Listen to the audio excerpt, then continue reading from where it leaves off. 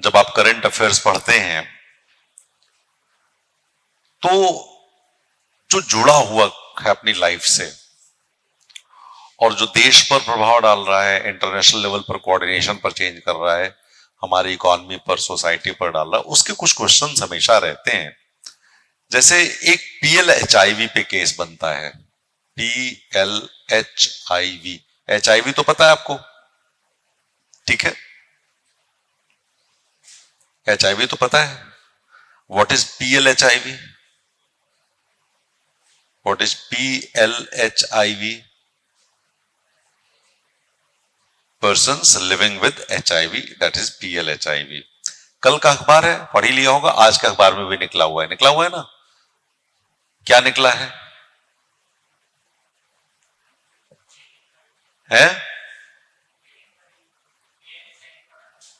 पढ़ा था ना? तो हमने पढ़ा ना, हम तुम्हारे पैसे तो हमको देते, तुम तो पढ़ाएंगे, चिंता मत करो, ठीक है? देखो, कहानी ये है कि 1 अप्रैल 2004 की कहानी, जिसकी वजह से आर्टिकल लिखा गया। कहानी किसकी है? 1 अप्रैल 2004 की, जब ART हमारे यहां दिया गया। ART means anti retroviral therapy. Anti retroviral therapy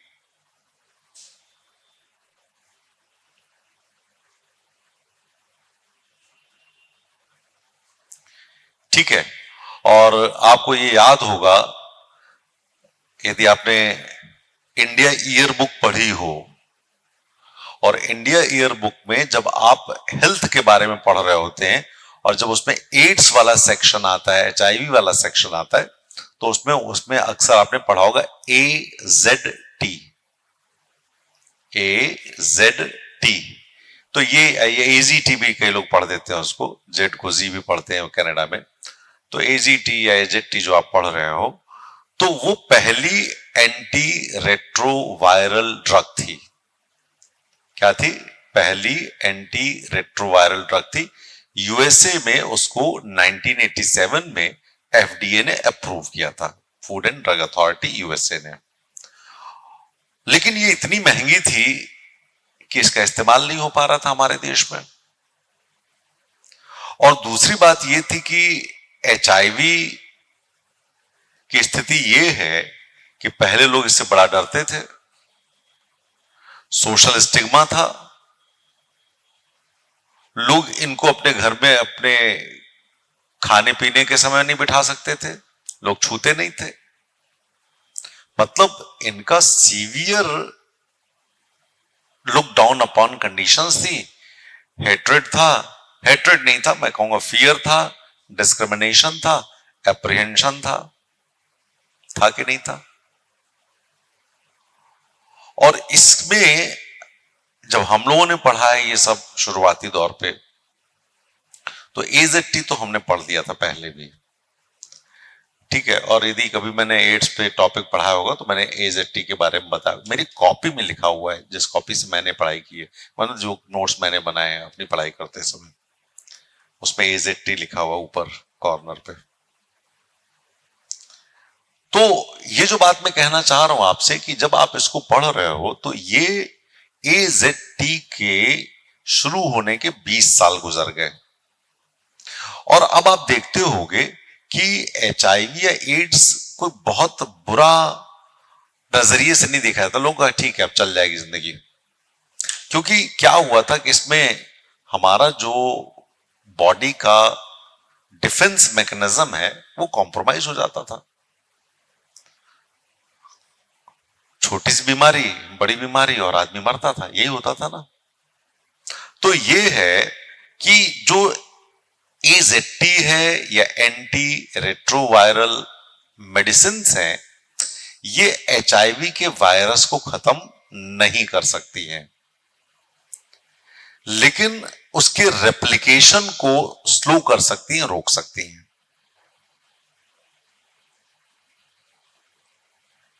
ठीक है कि नहीं? ठीक है। उसके रेप्लिकेशन को, मल्टीप्लिकेशन को ये कम कर सकती है, स्लो को कर सकती है। अब इसमें जो HIV है वो क्या करता है, एक हमारी CD4 सेल्स होती हैं, ये याद रखना प्री के लिए। कहां के लिए याद रखोगे? प्री के लिए, यूपीएससी में CD4 सेल्स। और इंटरव्यू में क्या याद रखोगे? एड्स में ये क्या परेशानी होती है, यदि पूछा अच्छा क्या परेशानी होती, कोई आप लोग में से किसी से पूछ ही लिया जाए, मान लीजिए उस दिन अखबार में कुछ निकल जाए, कोई गारंटी तो नहीं अखबार में क्या निकल जाएगा, तो उस दिन तुम कितनी रिसर्च कर पाओगे? तो अभी से रिसर्च करके बैठो तुम। तो CD4 सेल्स हैं जिनको हम बोलते हैं CD4 T lymphocytes, CD4 T lymphocytes. तो HIV जो है वो CD4 सेल्स को अटैक करती हैं, डिस्ट्रॉय करती हैं, और जब ये डिस्ट्रॉय हो जाती हैं तो हमारी बॉडी इंफेक्शन से फाइट नहीं कर सकती। यही कहानी है इसकी HIV की। समझ गए कि नहीं समझ गए? HIV की कहानी क्या है कि जो हमारा CD4 सेल्स हैं, CD4 T लिम्फोसाइट्स हैं, इनको ये खराब कर देती है, डिस्ट्रॉय कर देती है। ये जो हमारे सेल्स होते हैं ये हमें इंफेक्शन से बचाव करते हैं, हमारा डिफेंस मैकेनिज्म खत्म होता है तो हम परेशान होते हैं। ठीक है, अब जो हमारा AZT है वो रेप्लिकेशन से रोक देता है HIV को। किससे रोक देता है? HIV को रेप्लिकेशन से रोक देता है, मल्टीप्लिकेशन से रोक देता है। ठीक है, यही कहेंगे ना।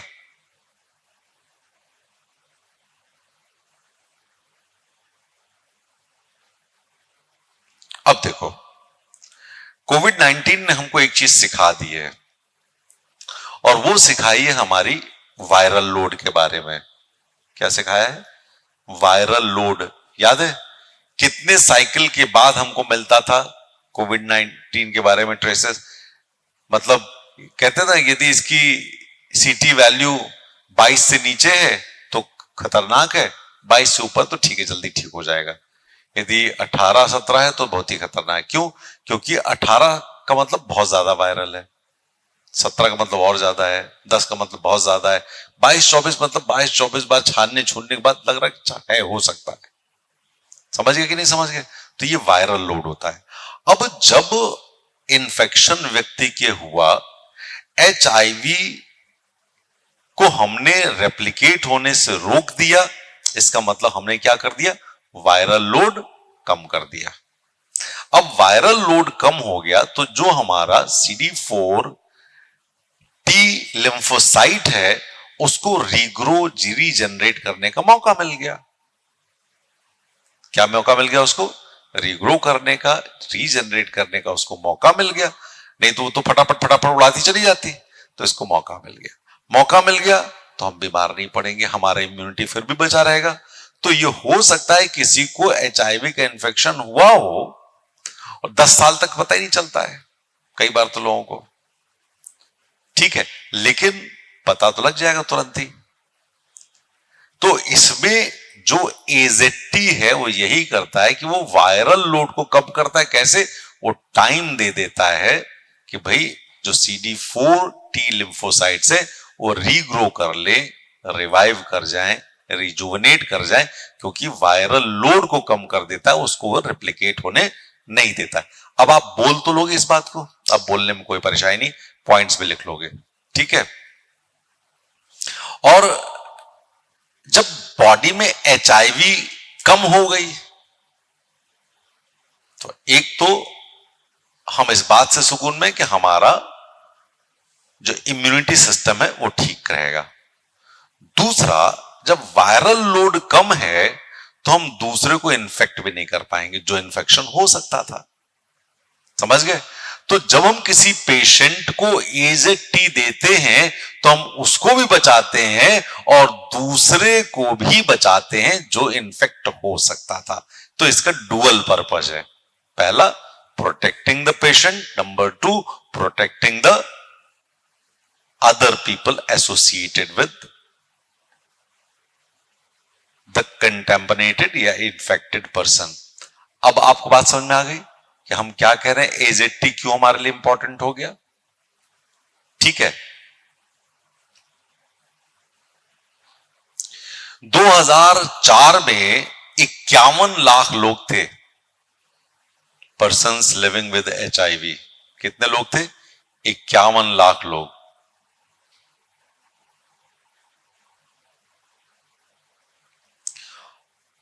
और न पैसा था न दवाई थी, परेशानी पूरी थी।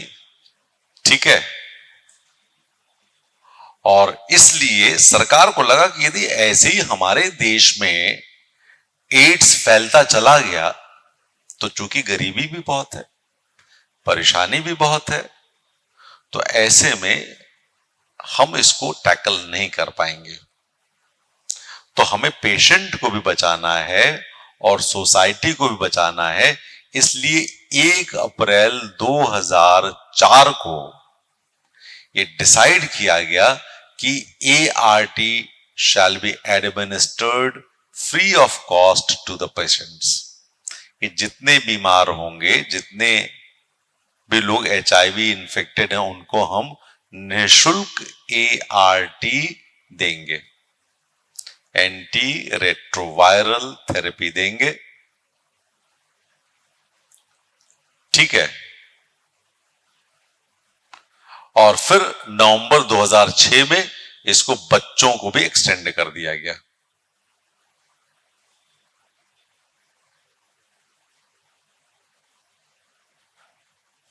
क्लियर? और इसका फर्क यह पड़ा कि अभी 24 लाख लोग कम हो गए, जो 51 लाख थे। अब बचे कितने? 27 लाख। 24 लाख लोग पेशेंट कम हुए हैं इसमें। ठीक है। इन्फेक्शन रेट डिक्लाइन कर गया 48% से। पहले ग्लोबली 10% इन्फेक्टेड थे इंडिया के लोग परसेंटेज में, अब 6.3% है।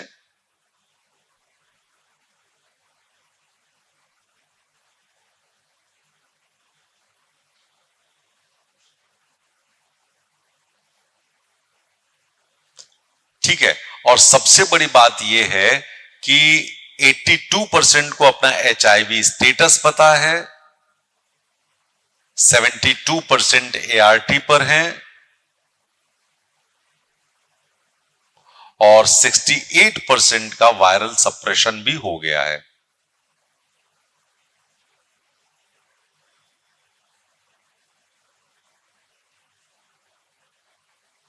ठीक है। एड्स रिलेटेड मॉर्टेलिटीज में 82% की गिरावट आई है। 82% की गिरावट आई है।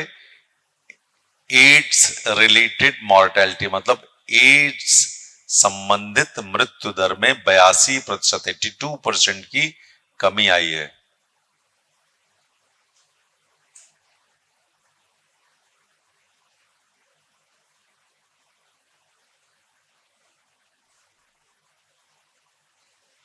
ठीक है।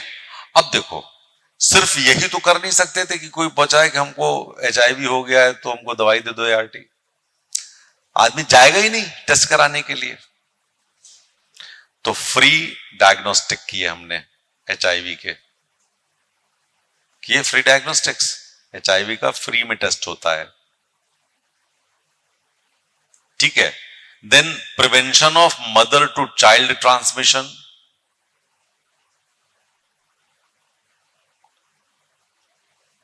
Management of opportunistic infections, management of opportunistic infections and tuberculosis co-infections and tuberculosis co-infections। हम बताते हैं क्या होता है। जब हमारी बॉडी में डिफेंस मैकेनिज्म कमजोर होता है, हमारी इम्यूनिटी वीक होती है, तो बहुत सारी बीमारियां आ जाती हैं, हमको उनसे भी बचना रहता है। तो वो भी हमने किया। और आपको पता है कि जो ट्यूबरकुलोसिस है, जिसको आप सामान्य बोलचाल में आप तपेदिक बोलते हो या TB बोलते हो, ये जो ट्यूबरकुलोसिस है इसका बैक्टीरिया, जिसको आप क्या बोलते हैं,